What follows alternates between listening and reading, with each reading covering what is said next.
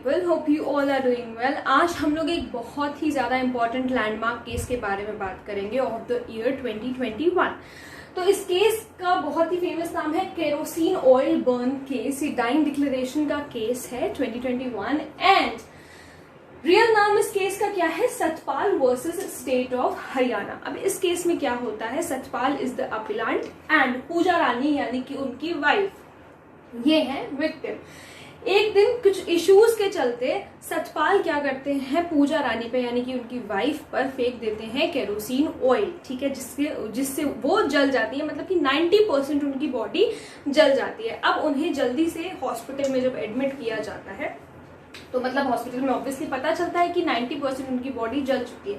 किसी तरीके से डॉक्टर्स उनको रिवाइव करते हैं और इतना मतलब कि उनके अंदर जान आती है कि वो अपना डाइंग डिक्लेरेशन दे सकें, ठीक है। अभी बात हम यहाँ तक समझते हैं कि इतनी उनके अंदर जान आती है कि वो अपना डाइंग डिक्लेरेशन दे सके। एक बार फिर से समझिएगा कि सतपाल इज द अपीलांट और पूजा रानी यानी कि उनकी वाइफ, ये दोनों हस्बैंड वाइफ हैं। सतपाल जो है वो अपीलांट है और पूजा रानी उनकी वाइफ है।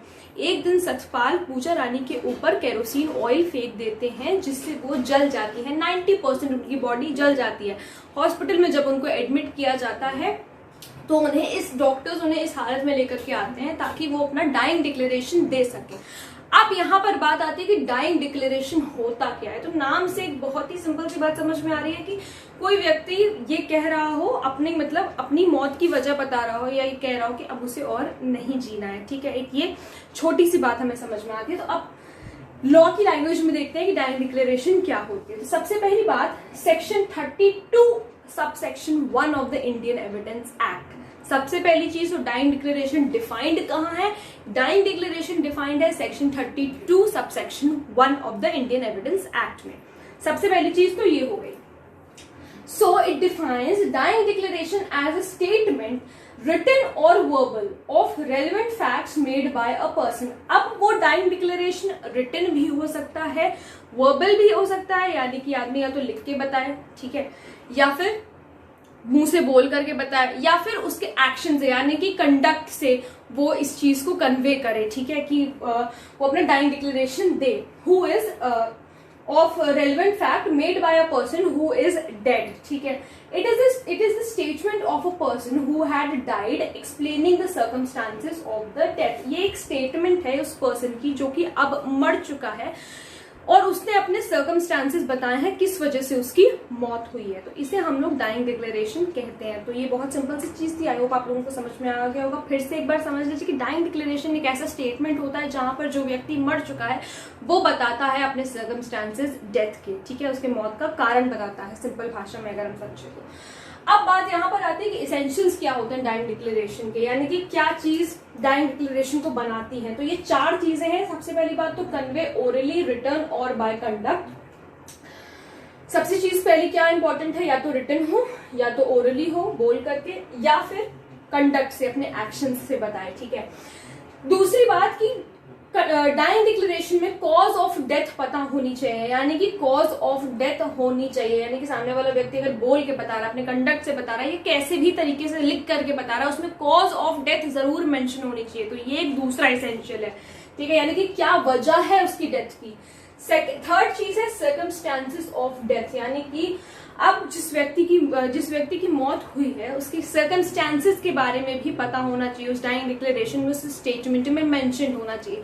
चौथी सबसे इंपॉर्टेंट चीज, कि person who gave dying declaration must die. ये सबसे इंपॉर्टेंट चीज है कि जो डाइंग डिक्लेरेशन दे रहा है ऑब्वियसली उस इंसान को मर जाना चाहिए, यानी कि उसकी मौत हो जानी चाहिए। तो ये एक बहुत इंपॉर्टेंट एसेंशियल है डाइंग डिक्लेरेशन का। अब अगर डाइंग डिक्लेरेशन देने के बाद वो व्यक्ति नहीं मरता है तो उसे वो एक नॉर्मल ह्यूमन की तरह अपना केस आगे बढ़ाएगा, लेकिन अगर डाइंग डिक्लेरेशन दे दिया है तो ये इसेंशियल है, कोर्ट ये इसेंशियल मानती है कि आपको मतलब जिसने भी डाइंग डिक्लेरेशन दिया है उसकी मौत हो जानी चाहिए, उसकी डेथ हो जानी चाहिए। अब हमें समझ में आ गया डाइंग डिक्लेरेशन क्या होता है, इसेंशियल्स हमने पढ़ लिए।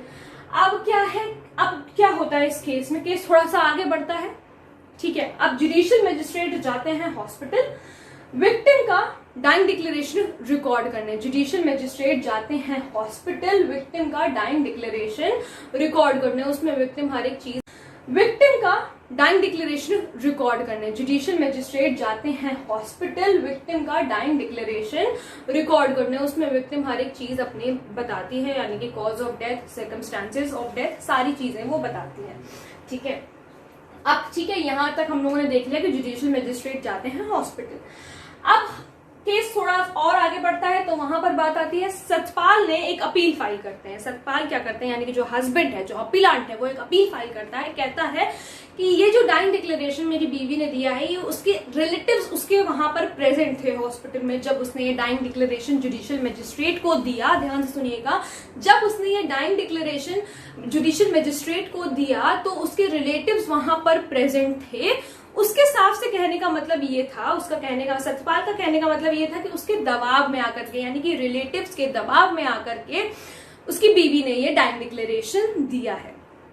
तो अब इस पे एक बात आती है, क्या सिर्फ डाइंग डिक्लेरेशन के बेसिस पर किसी को कन्विक्ट किया जा सकता है? तो जवाब है कि हाँ, बिल्कुल कन्विक्ट किया जा सकता है।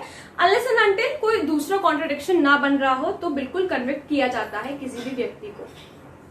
और दूसरी चीज ये भी है, कोर्ट ये भी मानती है कि मरते वक्त कोई भी इंसान झूठ नहीं बोलता है। ठीक है, तो मतलब ये ये चीज कहते हैं, लेकिन कोर्ट ये चीज मानती है कि मरते वक्त कोई भी व्यक्ति झूठ नहीं बोलता है। जो व्यक्ति मर रहा होता है वो उस वक्त झूठ नहीं बोलता, तो उसकी बातें हमेशा सच मानी जाती हैं। तो पहला क्वेश्चन क्या राइज होता है कि क्या कन्विक्ट किया जा सकता है किसी व्यक्ति को डाइंग डिक्लेरेशन के बेसिस पे? तो आंसर है हाँ। किस बेसिस पे नहीं किया जा सकता है? अगर कोई कॉन्ट्रडिक्शन ना हो केस का तो ऑब्वियसली नहीं किया जा सकता है, लेकिन मोस्ट ऑफ द केसेस में बिल्कुल किया जाता है, कन्विक्ट किया जाता है। ठीक है, अब क्या हेल्ड किया सुप्रीम कोर्ट ने इस केस में? जब इन्होंने ये अपील फाइल करी तो सुप्रीम कोर्ट ने कहा कि हम सिर्फ डाइंग डिक्लेरेशन को इस बात पर ना स्वीकार नहीं कर सकते या अस्वीकार नहीं कर सकते, इट्स अस्वीकार नॉट ना स्वीकार, ओके, हम इस बात पे स्वीकार नहीं कर सकते कि उसके रिलेटिव्स सिर्फ वहां पर प्रेजेंट थे और इस वजह से उसने डाइंग डिक्लेरेशन अपना दिया, अन्यथा वो ना देती डाइंग डिक्लेरेशन। तो सुप्रीम कोर्ट ने कहा कि नहीं, ऐसा नहीं होगा, आपकी अपील रद्द करी जाती है। सिंपल सी भाषा में कि सतपाल की अपील जो है वो रद्द कर दी गई और ये कहा गया कि हम डाइंग डिक्लेरेशन को सिर्फ इस बात पे मिसबिलीव नहीं कर सकते कि पूजा रानी के, यानी कि उसकी वाइफ के रिलेटिव्स वहां पर प्रेजेंट थे, इस वजह से उसने डाइंग डिक्लेरेशन दी। तो इस केस में डाइंग डिक्लेरेशन को एक्सेप्ट किया जाता है। ठीक है, तो ये बहुत ही ज्यादा इंपॉर्टेंट केस था, लैंडमार्क केस था 2021 का, and it will help you in your competitive exams जो कि क्लैट की प्रिपरेशन कर रहे हैं नेक्स्ट ईयर की 2022 की, उनके लिए बहुत ज्यादा इंपॉर्टेंट है। और कोई भी अगर आप जुडिशियल एग्जाम की तैयारी कर रहे हो सो इट इज इंपॉर्टेंट। आपको लैंडमार्क केसेस तो जरूर पता होने चाहिए बिकॉज इस पे बहुत सारे क्वेश्चंस बनते हैं। ठीक है, सो आई होप आप लोगों को समझ में आ गया होगा। अगर कोई प्रॉब्लम हो, मैंने बहुत ही आसान तरीके से समझाने की कोशिश की। अगर आप इसे लिख लेते हैं, अगर आपने इसे नोट किया है तो बहुत अच्छी बात है, अगर नहीं किया है तो स्क्रीनशॉट ले लो, बाद में नोट कर लेना। But yes, do it, because जब आप खुद से नोट्स बनाते हो तो आपको अच्छी तरीके से चीजें याद रहती है। तो अगर कोई प्रॉब्लम हो तो please let me know in the comment section, और अगर आप लोग किसी टॉपिक पे वीडियो देखना चाहते हैं तो वो भी प्लीज मुझे जरूर बताइएगा। Thank you so much.